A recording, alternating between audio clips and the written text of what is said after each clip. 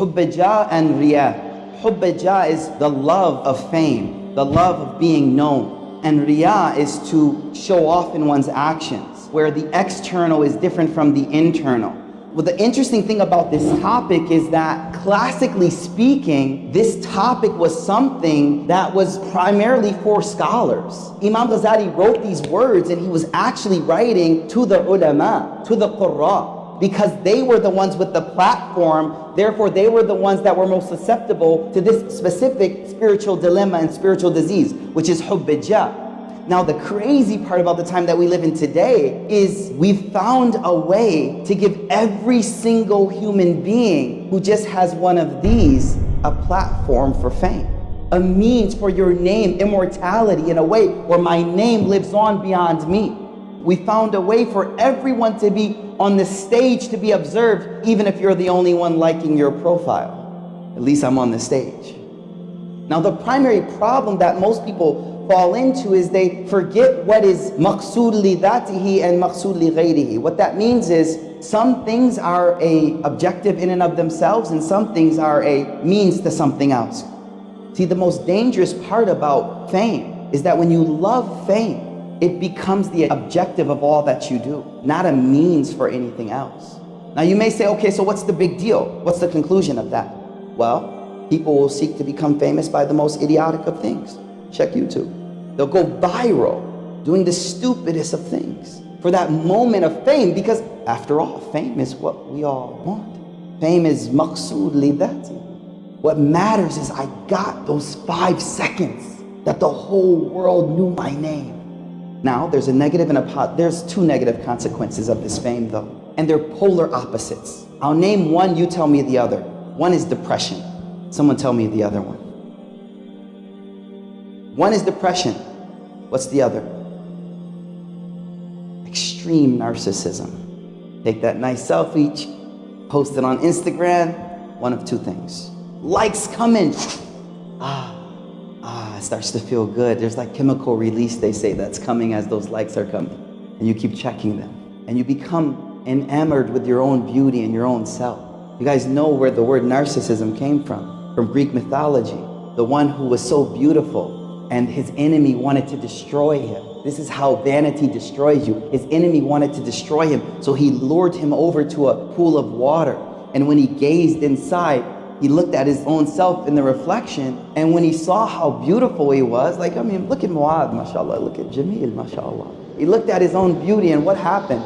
He got stuck, fell into the water out of his own beauty, and died. So that one post on Instagram has one of 2 consequences. Extreme narcissism. You become extremely focused on your external appearance. I have to look beautiful. I have to show that beauty. And I need that social approval. I need that. That's what I run off of. And then when you don't get it, what happens? Extreme depression. What's wrong, honey? What's wrong? Problem is no one's liking my photo. No one's approving of my new scarf. No one said it's nice. So Imam Ghazali, he says, whoever's heart is conquered by this hubbijah, صار مقصور الهم على مراعاة الخلق. He says this person's only concern becomes one thing.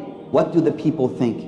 All you're worried about is concern for the creation. مشغوفا بالتودد إليهم. He says that they become completely focused on قد شغفها حبا, with getting their love. I gotta get the people's love. I gotta get the people's attention. What does he think about me? They're no longer looking from their own perspective or from Allah's perspective, which is the best. They're only looking at how do people look at us. That's it. Then he says, وَلَا يَزَالُ فِي أَقْوَالِهِ وَأَفْعَالِهِ مُلْتَفِتًا إِلَى مَا يُعْظِمُ مَنْزِلَتَهُ عِنْدَهُمْ. He says the person who's become in love with fame and having a position, each one of his words, each one of his actions or her actions is only focused on how can I raise my status in their sides, in their eyes. And now here's the problem. Look at the crux of the problem. He says, وَذَلِكَ بَذْرُ النِّفَاقِ. He said, and that right there is the seed of hypocrisy. When all you care about is how am I going to get you guys to love me. That's all I care about. It's not about Allah's love. It's how am I going to get you guys to love me. What can I do? So Imam Ghazali, he says, لِأَنَّ كُلُّ مَنْ طَلَبَ مَنْزِلَ فِي قُلُوبِ النَّاسِ اضطر إلى أن ينافعهم. Whoever is seeking out position in people's hearts. Now here's the danger. What you should realize from his verbiage is that our ultimate goal is to seek position in the sight of Allah subhanahu wa ta'ala, because that's the ultimate love that we have. But these people who want fame and see that there's benefit from people knowing their name and sharing their photos and following them on Instagram and so on and so forth, they want to constantly benefit the people. Why? Because this will bring benefit to me. This will keep me in their hearts. وَيَجُرُّ ذَلِكَ إِلَى مُرَاعَةِ بِالْعِبَادَةِ. He says, now what that leads to is you even start to look for people's approval in your ibadah. That's the way where shaitan finds his way in. Now when we talk about ikhlasun niyyah, ikhlasun niyyah is the polar opposite, is antithesis of what? Of riyah. And riyah is all based on the external. It's all based on hope of gaining the love of people. Now the beautiful thing about our scholars is they always gave the cure. They didn't just state the problem. So Imam Ghazali speaking about this specific problem, which is love of fame. Now here's my question to you. Do you like the likes? Do you like the likes? Let's be real, come on man. Of course we do. The role of your aql is to prioritize your loves. I'll say that again. The role of the aql, what's the aql? The intellect. The role of the aql is to learn how to prioritize loves. It's not to not love something. Can I give an example of the sunnah? Aisha says, radiallahu anha, when the Rasul was at home, he was kana fi mihnati baytihi. He would be working at home, he'd be playing around, he'd be joking with Aisha. What happens when the adhan goes off? كَأَنَّهُ لَمْ يَعْرِفْنَا. When the adhan would go off, it was as if he didn't even know who we were. Well, what happened? What do you think happened in that moment? He cares about one love. One love. That's why I began today's class. Allahumma inna nas'aluka hubbak. Oh Allah, we want your love. That's it. I'm tired of chasing people's love. I don't know about you. I'm tired of it because I can't get satisfied. Whatever you go after in the dunya, you think it's going to fill you up, it doesn't give you that fulfillment. Why? Because there's one thing that your heart was created to truly love. There's one reality, and you know what that is? It's Allah subhanahu wa ta'ala.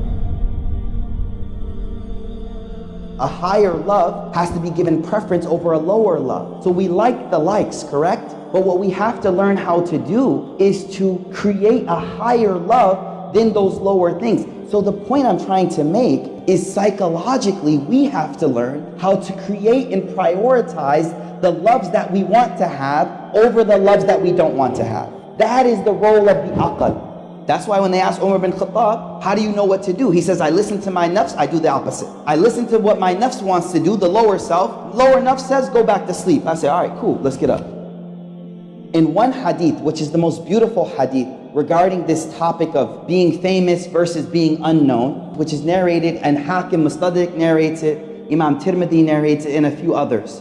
One day, Umar bin Khattab radiallahu anh dakhala al-masjid. فإذا بمعاذ بن جبل يبكي عند قبر الرسول صلى الله عليه وسلم. Mu'adh bin Jabal is sitting next to where the Prophet ﷺ's grave is. Umar bin Khattab walks in and he sees Mu'adh bin Jabal sitting there crying his eyes out. فقال له ما يبكيك. He goes up and he says, yo, what's up? Why are you crying? What makes you cry? What's going on? He says, I'm remembering something I heard the Prophet ﷺ say. So now he shares the hadith. He says the Rasul ﷺ said, إِنَّ يَسِيرَ مِنَ الرِّيَا شِرْكٍ. He says even a little bit of showing off in your actions is shirk. You all know what shirk is. Associating partners with Allah. وَإِنَّ اللَّهَ يُحِبُّ الْأَتْقِيَاءَ أَخْفِيَاءَ الَّذِينَ إِذَا غَابُوا لَمْ يُفْتَقَدُوا وَإِذَا حَضَرُوا لَمْ يُعْرَفُوا. Rasul ﷺ says, indeed Allah subhanahu wa ta'ala loves al-atqiya, the righteous people, al-akhfiya, hidden. In ghabu, if they don't show up, lam yaftaqidu. No one notices. Where's Abdullah? No one even notices. Why? Because he's hidden. SubhanAllah. وَإِنْ حَضَرُوا لَمْ يُعْرَفْ. They come, no one knows who they are. But in this hadith, Rasul ﷺ is showing how beautiful that quality is, that just no one knows me. Now it's the complete opposite. All of us want that moment of fame. We want that notoriety. May Allah give us tawfiq to give preference to the higher loves. May Allah give us the ability to learn how to deprioritize lower loves. May Allah subhanahu wa ta'ala give us a heart that has strength to act upon those things, inshallah ta'ala.